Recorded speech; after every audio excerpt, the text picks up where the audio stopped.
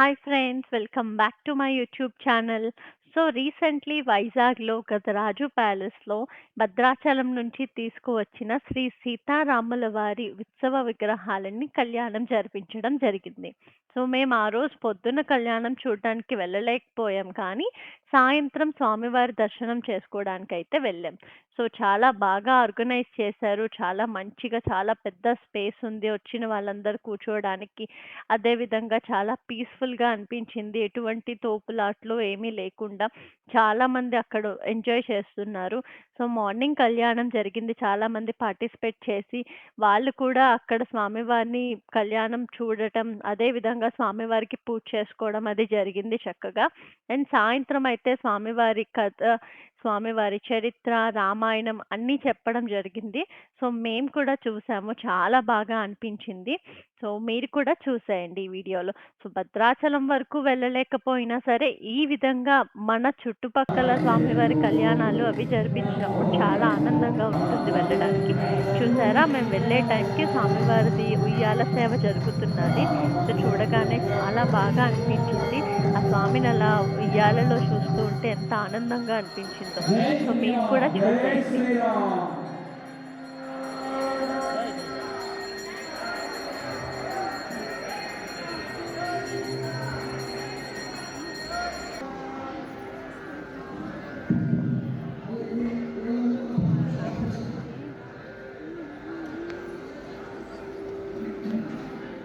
దేవస్థాన ఆలయ స్థానాచార్య స్వామి వారు భద్రాచల క్షేత్రం ఆచార్య చెప్పారు.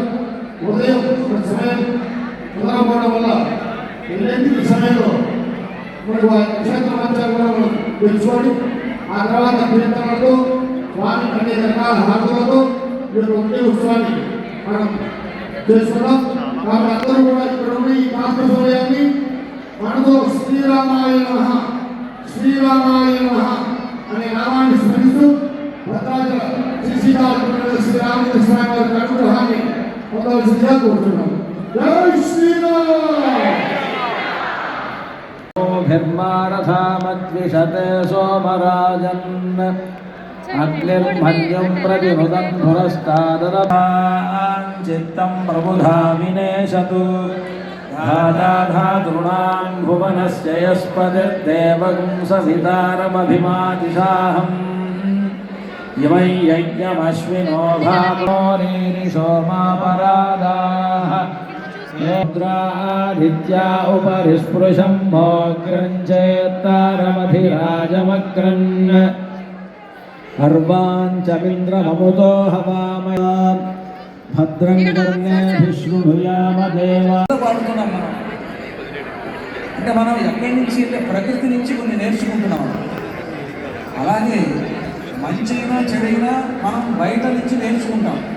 చిన్నతనం నుండే మన చుట్టూతో ఉండేటువంటి వాతావరణాన్ని బట్టి మన యొక్క గుణాలన్నీ ఏర్పడతాయి. మన పెద్దవాళ్ళు చిన్నతనం నుంచి ఇది మంచి ఇది చెడు అని చెప్తూ ఉంటే ఆ చెప్తున్నటువంటి దాన్ని బట్టి చూస్తాం. అలాగే కేవలం వాళ్ళు చెప్పినంత మాత్రాన మనం మారం. మనకు ఎవరో ఒకరు రోల్ మోడల్ ఉంటారు. మనం ఏదో ఒక పద్ధతిలో మనం ఒకరిని ఆదర్శంగా తీసుకుంటాం. మనకు ఎవరో ఆకర్షణీయంగా కనిపిస్తారు. ఆ కనిపించినటువంటి వాళ్ళని బట్టి వాళ్ళు ఎలా ఉంటున్నారో అలా ఉండాలనుకుంటాం. జన సయత్ ప్రమాణం కురితే లోక స్థలము వర్తమే. పెద్దవాడైనటువంటి వాడు, లోకంలో గొప్పవాడుగా గుర్తింపు కలిగినటువంటి వాడు, అతను ఎలా ఉంటాడో అతన్ని అందరూ అనుసరిస్తారు. అతను ఎలా నడుచుకుంటున్నాడో ఆ విధంగా అందరూ నడుచుకుంటారు. కనుక మనం అంతా కూడా అనుకరణ కలిగినటువంటి వాడు.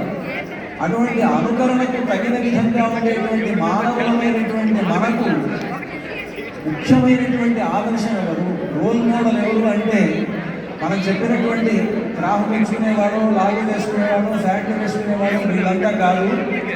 ఎవరు మనకు ముఖ్యమైన ఆదర్శం అంటే రామచంద్రమూర్తియే ఆదర్శంగా ఉండాలి అని భగవంతుడు రాముడిగా అవతరించాడు.